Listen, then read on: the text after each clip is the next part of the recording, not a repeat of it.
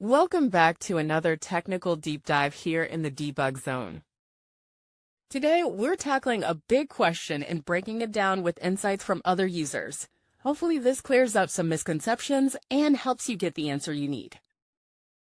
So, buckle up, stay a little curious, and let's jump right in.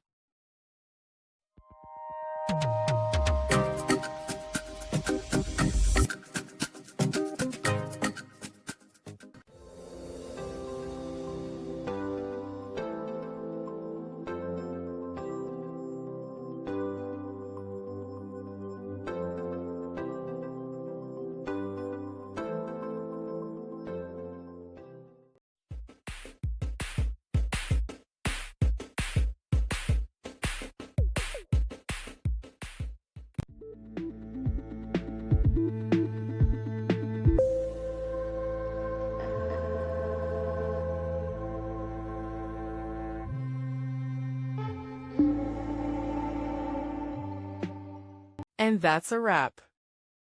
I hope you found the answer you were looking for. If you did, take a second to hit that subscribe button. It really helps out.